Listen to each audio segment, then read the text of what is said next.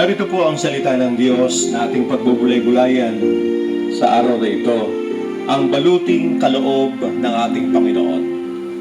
Dito po sa Efeso Kapitulo 6, mga talatang 10 hanggang 18, ay ganito po ang ating matutunghayan.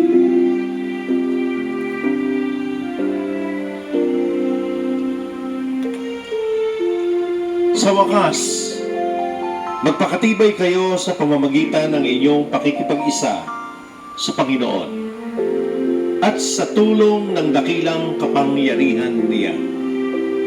Isuot niyo ang baluting kaloob ng Diyos upang mapaglabanan niyo ang mga lalang ng dyablo, sapagkat ang kalaban natin hindi mga tao, kundi mga pinuno, mga may kapangyarihan, at mga tagapamahala ng kadilimang namamayani sa sanlibutan ito.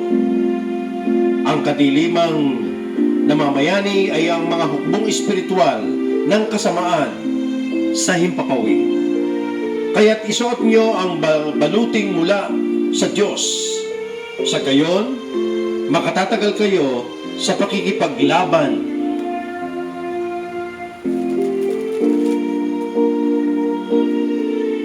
pagdating ng masamang araw na iyon.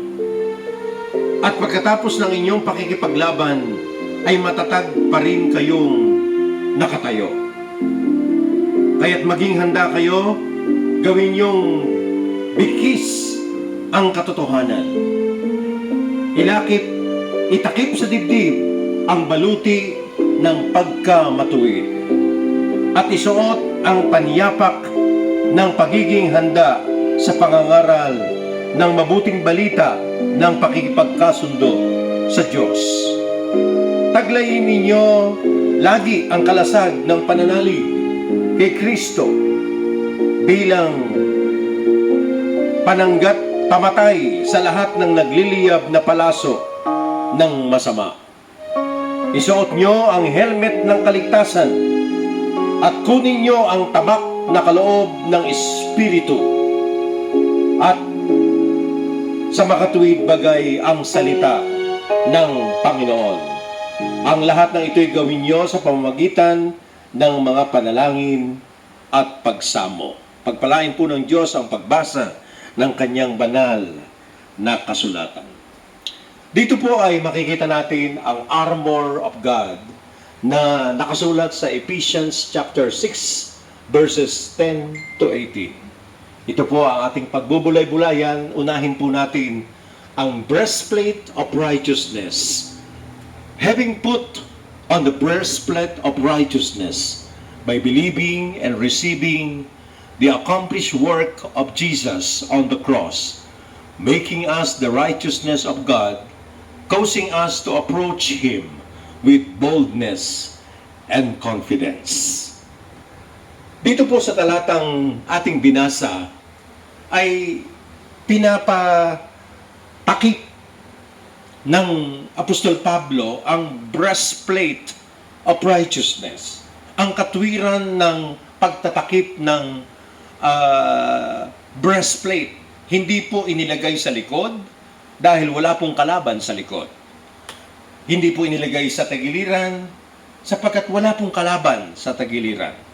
Ganun po ba ang ibig sabihin nun?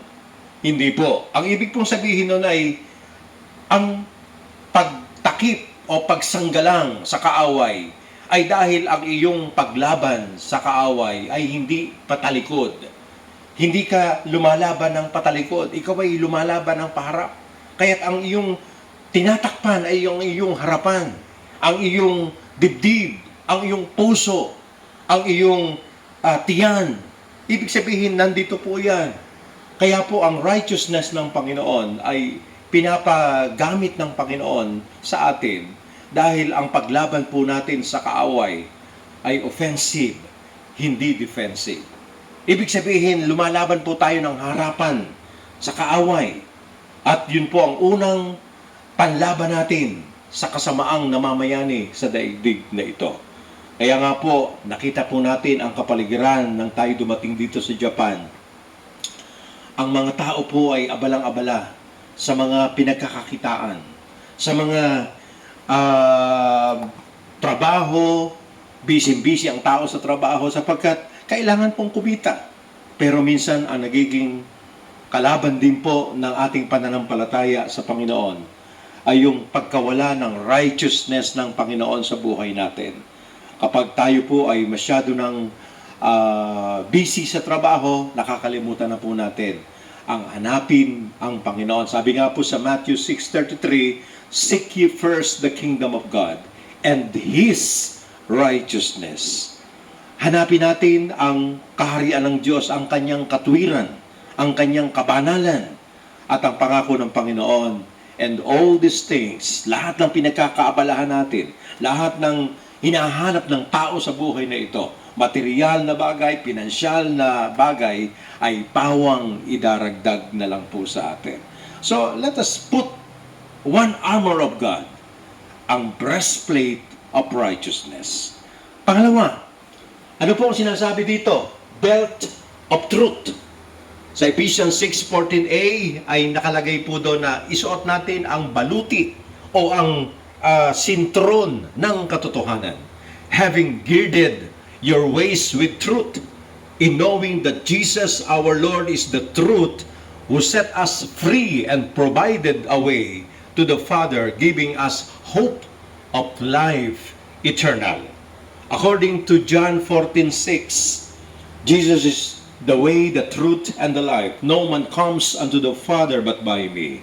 Siya po ang daan, ang katotohanan at ang buhay. Sino man ay di makaparoroon sa Ama maliban sa pamamagitan ko, Jesus said. Kaya nga po dito, ang belt of truth na pinasusuot po sa atin ng Panginoon ay yung palaging nakasuot sa atin ang katotohanan. Ang ating Panginoong Hesus, ang siyang katotohanan, and you will know the truth, and the truth shall set you free. Nagiging malaya po tayo sa anumang mga bagay na nagpapaalipin sa tao kapag nakasuot po sa atin ang sintron ng katotohanan. Kaya nga po, katulad ng inawit ko kanina, people need the Lord. Kailangan makilala ng tao ang Panginoon. Kailangan makilala nila ang katotohanan, ang daan, ang buhay patungo sa Ama.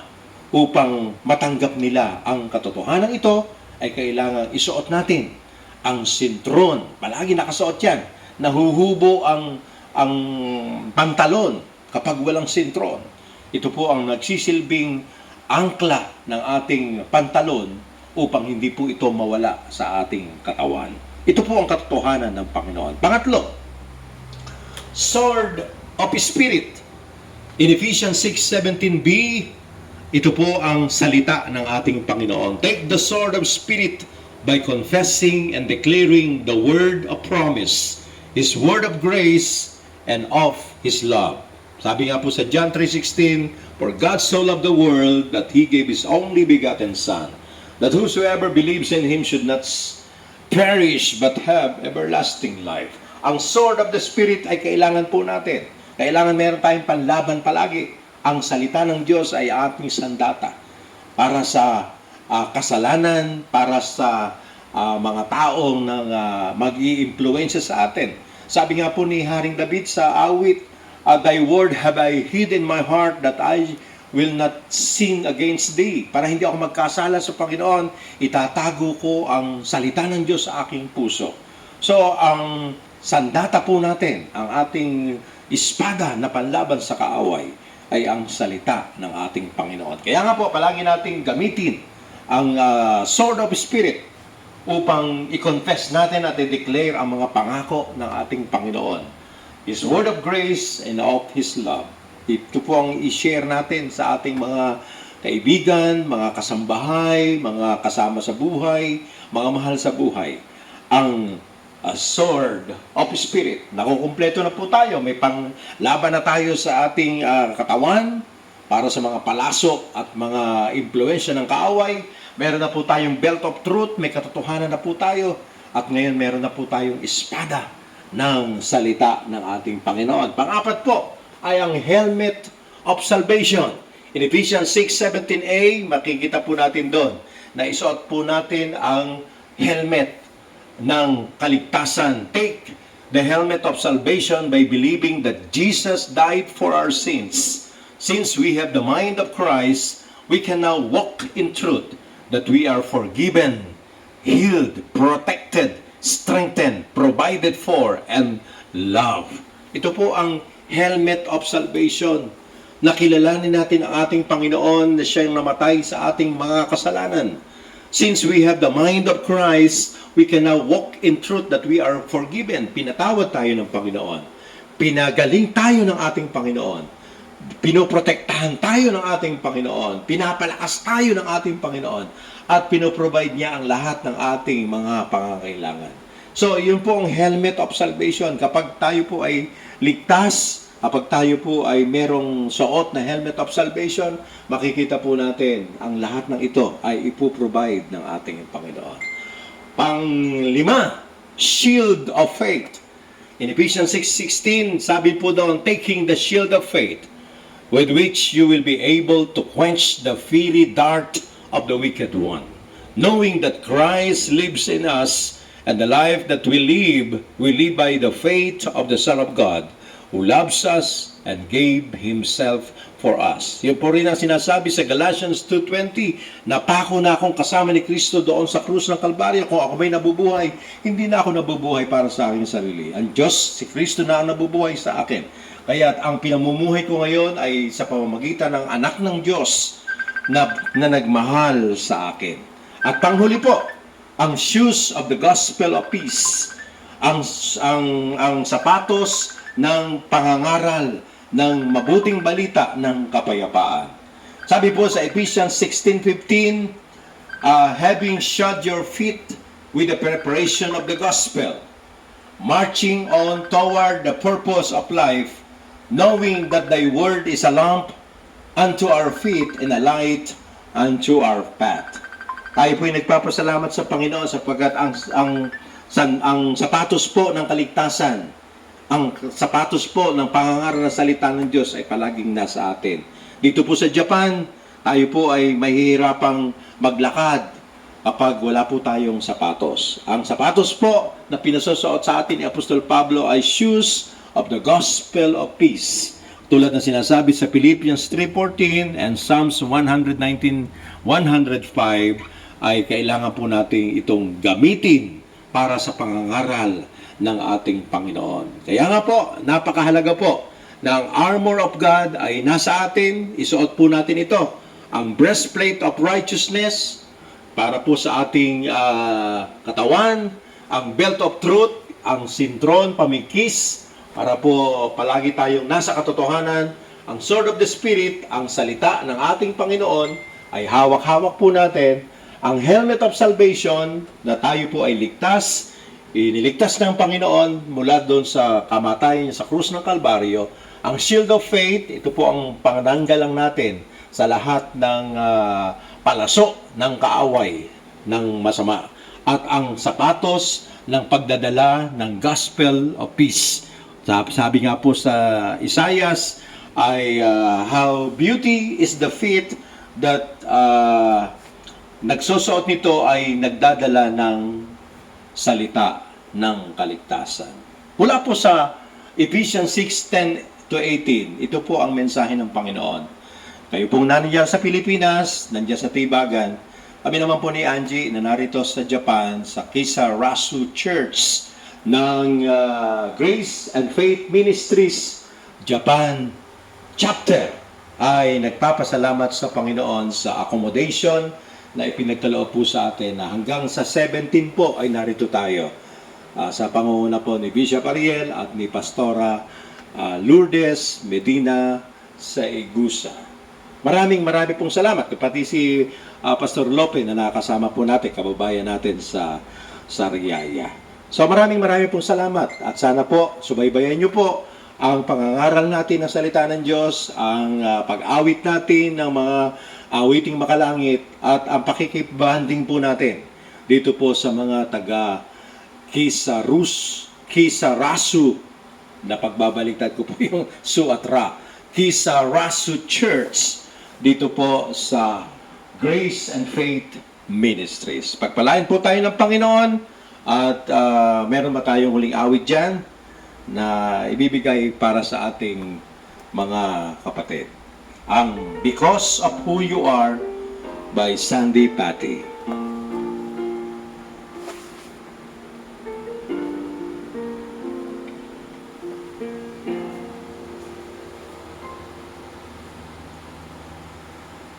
You spoke the words and all the world came into order. You wave your hand and planets fill the empty sky. You placed the woman and the man inside the garden. And though they fell, they found compassion in your eyes. Oh Lord, I stand amazed at the wonder of your deeds. Yet a greater wonder brings me to my knees.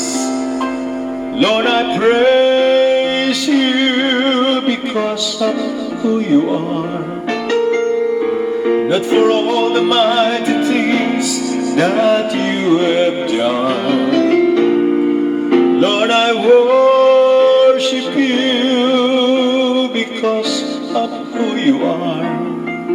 You're all the reason that I need to voice my praise because of who you are. Thank you, Lord. Salamat sa iyong mensahe sa umagang ito. Salamat sa itinuro niyo po, Panginoon, sa amin na palaging handa sa anumang oras. One holy night you brought your promise from a virgin. The promise grew as He revealed to us your heart. Enduring love displayed throughout His crucifixion. And in the dark He tore the grave and let apart. Oh Lord, I stand amazed at the wonder of your deeds. Yet a greater wonder brings me to my knees. Lord, I praise you because of who you are. Not for all the mighty things that you have done. Lord, I worship you because of who you are. You are the reason that I need to voice my praise because of who you are. Lord, I praise you because of who you are. Not for all the mighty things that you have done. Lord, I worship you because of who you are.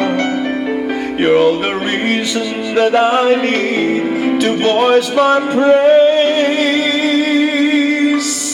because of who you are. Because of who you are. Lord, I worship you because of who you are.